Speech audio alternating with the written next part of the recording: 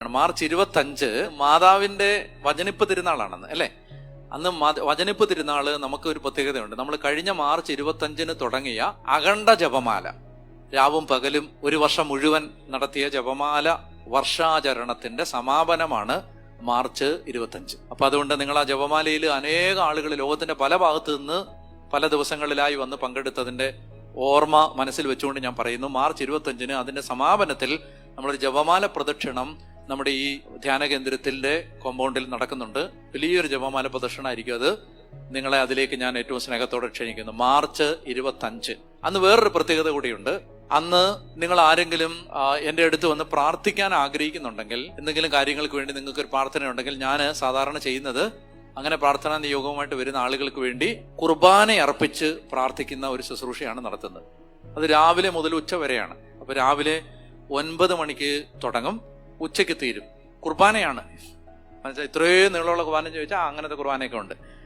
അപ്പോൾ അത് രോഗികൾക്ക് വേണ്ടി അല്ലെങ്കിൽ ഏതെങ്കിലും വിധത്തിൽ ക്ലേശം അനുഭവിക്കുന്നവർക്ക് വേണ്ടി കർത്താവിന്റെ കുരിശിലെ ബലി കാഴ്ചവെച്ച് പ്രാർത്ഥിക്കുന്ന ഒരു ശുശ്രൂഷയാണത്.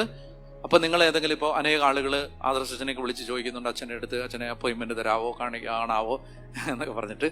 ഞാൻ നിങ്ങൾക്കറിയാലോ, എൻ്റെ ഒരു ജീവിതം നിങ്ങൾക്കറിയാലോ. സത്യം പറഞ്ഞാൽ 24 മണിക്കൂർ തികയുന്നില്ല. നിങ്ങളുടെ വല്ലതും സമയം ഫ്രീ ഉണ്ടെങ്കിൽ എനിക്ക് കുറച്ച് തന്നേരും. അപ്പം നിങ്ങൾ പറയും, അച്ഛന് എന്നാ വേറെ പ്രോഗ്രാം ഇല്ലാത്ത ദിവസങ്ങൾ കാണുന്നുണ്ടല്ലോ എന്ന്. നിങ്ങൾ ഈ ഓൺലൈനായി ബൈബിൾ പഠിക്കുമ്പോഴോ അങ്ങനെ എന്തെങ്കിലും കാണുമ്പോഴോ ഒക്കെ അതിന്റെ പിന്നിൽ കുറേ മണിക്കൂറുകളുടെ അധ്വാനം ഉണ്ട് എനിക്ക്. ഒരു 20 മിനിറ്റ് നിങ്ങൾ വെളിപാടിന്റെ ഒരു എപ്പിസോഡ് കേൾക്കുമ്പോൾ ഞാനൊരു 7 മണിക്കൂർ ഒരുങ്ങിയിട്ടായിരിക്കും ഞാനത് പറയുന്നത്. പിന്നെ അത് റെക്കോർഡ് ചെയ്യാൻ തന്നെ ഒരു 2 മണിക്കൂറെങ്കിലും എടുക്കും ഒരു എപ്പിസോഡ് റെക്കോർഡ് ചെയ്യാൻ. പറയുന്നത് തെറ്റാതെ പറയണം, എവിടെയെങ്കിലും തെറ്റിയാൽ വീണ്ടും റെക്കോർഡ് ചെയ്യണം. അത് വലിയ പണിയാണത്. അത് കൂടാതെ തന്നെ നിങ്ങൾക്കറിയാലോ, ഒരുപാട് മറ്റ് ശുശ്രൂഷകൾ നമുക്കുണ്ട്. അപ്പൊ കുട്ടികളുടെ ശുശ്രൂഷയുണ്ട്, അതുപോലെ ഒരുപാട് മിനിസ്ട്രികൾ നമുക്കുണ്ട്. അപ്പോൾ എല്ലാം കൂടി, പിന്നെ ധ്യാന കേന്ദ്രത്തിന്റെ കാര്യം എല്ലാം കൂടി നമുക്ക് ചിലപ്പോൾ നമ്മുടെ ഈ ഓട്ടത്തിന് യാത്രയ്ക്ക് ഇടയിൽ കിട്ടില്ല. അപ്പൊ ചിലപ്പോൾ ഒരു ദിവസമായിരിക്കും ചിലപ്പോൾ ഒരു ഫ്രീ കിട്ടുന്നത്. ആ ദിവസം നിങ്ങൾ വിചാരിക്കും അച്ഛനൊന്ന് കണ്ടാൽ എന്താ? നിങ്ങൾ ഓർക്കണം, ഞാനൊരു മനുഷ്യജീവിയാണ്. ഞാൻ ദൈവമല്ല, മാലാഖയല്ല, ഞാനൊരു സാധാരണ മനുഷ്യനാണ്. എനിക്ക് ആകെ കൂടിയുള്ള ഒരു അനുഗ്രഹം എനിക്ക് വചനം ഇങ്ങനെ പറയാൻ അറിയാന്നുള്ളത് മാത്രമാണ്. അപ്പൊ ഞാനൊരു സാധാരണ മനുഷ്യനായതുകൊണ്ട് നിങ്ങളെപ്പോലെ സാധാരണ മനുഷ്യനായിട്ട് ദൈവദൂതനായിട്ട് കാണരുത്. ഒരു സാധാരണ മനുഷ്യൻ.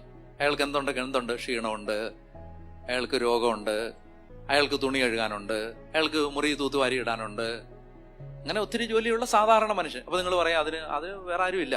ഉണ്ട്, എനിക്ക് ആരുടെയും സേവനം വേണ്ട, ഞാൻ തന്നെ ചെയ്തോളാം. അതൊക്കെ എനിക്ക് അതിനൊക്കെ സമയം വേണം. ഞാൻ ഒരു സാധാരണ മനുഷ്യനാണ്. അപ്പൊ അതൊക്കെയാണ് എൻ്റെ ഒരു റിലാക്സേഷൻ എന്ന് പറഞ്ഞാൽ എന്താ?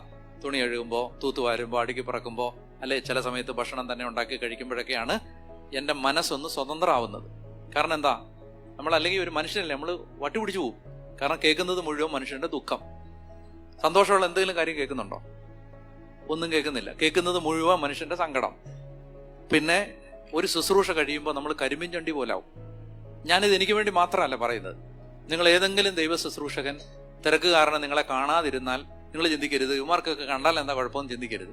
നിങ്ങൾ മനസ്സിലാക്കേണ്ടത്, ഒരു ശുശ്രൂഷ കഴിയുമ്പോൾ ഇത്രയും പേരുടെ ബന്ധനം അഴിഞ്ഞ് സ്വാതന്ത്ര്യം പ്രാപിക്കുമ്പോൾ നിങ്ങൾ ബാലനെ തള്ളി വീഴ്ത്തിക്കൊണ്ട് പിശാച് പുറത്തു പോയെന്നൊരു വചനമില്ലേ? അസാധാരണമായ ക്ഷീണമാണ് ഒരു ദൈവ ശുശ്രൂഷകന് വരുന്നത്. ഈശോയെ ഒരു രക്തസ്രാവക്കാരി വന്ന് തൊട്ടപ്പോ ഈശോ എങ്ങനെ അറിഞ്ഞേ? അവനിൽ നിന്ന് ശക്തി പുറപ്പെട്ടു പോയി. നമ്മൾ ഈശോ ഒന്നും അല്ലെങ്കിലും നമ്മളൊരു ദൈവ ശുശ്രൂഷ ചെയ്യുമ്പോൾ നിങ്ങൾക്കൊരു സമാധാനം കിട്ടിയാൽ നിങ്ങൾ ഓർത്തോണം, അത്രയും കൂടി നമ്മുടെ അകത്തു നിന്ന് ശക്തി പോയിട്ടുണ്ട്. അപ്പൊ ഓരോ ശുശ്രൂഷ കഴിയുമ്പോഴും നമ്മൾ കരിമ്പിൻ ചണ്ടി പോലാവും. പിന്നെ നമുക്കൊന്നും ചെയ്യാനുള്ളൊരു ആരോഗ്യം ഉണ്ടാവില്ല. പിന്നെ അടുത്ത ദിവസം വേറെ ശുശ്രൂഷ ഉണ്ടാവും. അപ്പൊ അതിനൊന്ന് ഒരുങ്ങി പ്രാർത്ഥിച്ച് ചാർജായി വരാനുള്ള ഒരു ഗ്യാപ്പേ അപ്പോൾ നിങ്ങൾ ചിന്തിക്കും, ചിലപ്പോൾ ഇയാൾക്കൊന്ന് വന്ന് കണ്ടാൽ എന്താ? ഞങ്ങൾ 1 മിനിറ്റ് അല്ലേ ചോദിച്ചുള്ളൂ. പ്രശ്നം എന്ന് പറയുന്നത്, അങ്ങനെ ചിന്തിക്കുന്ന 100 കണക്കിന് ആളുകളില്ലേ. അപ്പൊ അതുകൊണ്ടാണ് ഞാൻ ഇത് നയം വ്യക്തമാക്കുകയാണ്. മനസ്സിലായ? ആർക്കും ഇനി പരാതി ഉണ്ടാവാതിരിക്കാൻ നയം വ്യക്തമാക്കുകയാണ്. ഞാൻ മരിക്കുന്നവരെ ഏതാണ്ട് ഇങ്ങനെയൊക്കെ തന്നെ ആയിരിക്കും. അത് എനിക്ക് അങ്ങനെ ഒരു അഭിഷേകമാണ് എനിക്കുള്ളത്. എന്ന് പറഞ്ഞാൽ അങ്ങനെ ഒത്തിരി ആളുകളെ കണ്ട് പ്രാർത്ഥിച്ച് അങ്ങനെ ഒരു സാധനം ഇല്ല എനിക്ക്.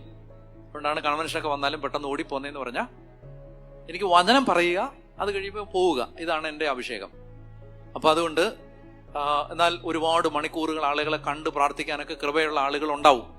നിങ്ങൾ അവരുടെ സേവനം പ്രയോജനപ്പെടുത്തുക. ഞാൻ എൻ്റെ നയം വ്യക്തമാക്കുകയാണ്.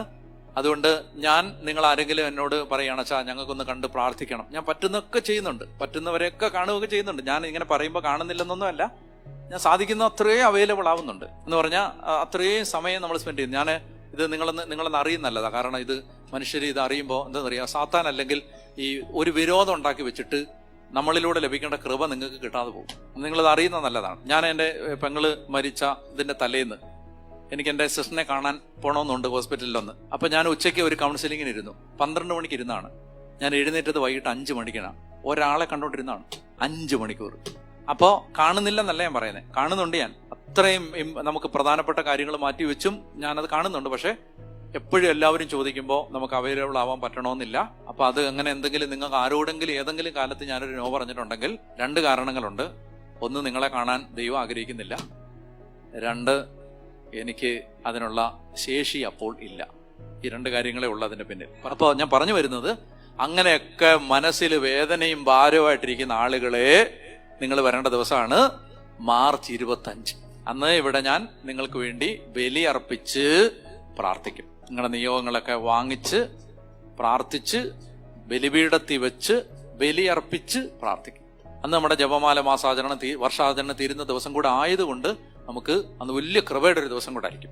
അതുകൊണ്ട് പറ്റുന്നവരൊക്കെ വരിക. എല്ലാവരും ഇങ്ങനെ അലറി തള്ളി വരണമെന്നൊന്നും ഞാൻ പറയുന്നില്ല. ഇങ്ങനെ ഒന്ന് അച്ഛനെ കണ്ടെന്ന് പ്രാർത്ഥിക്കണമെന്ന് കഴിഞ്ഞ 2 വർഷമായിട്ട് വിചാരിക്കുകയാണ് എന്ന് നിങ്ങൾ ചിന്തിക്കുന്നുണ്ട്. അപ്പോൾ നിങ്ങൾക്കുള്ള ദിവസമാണിത്.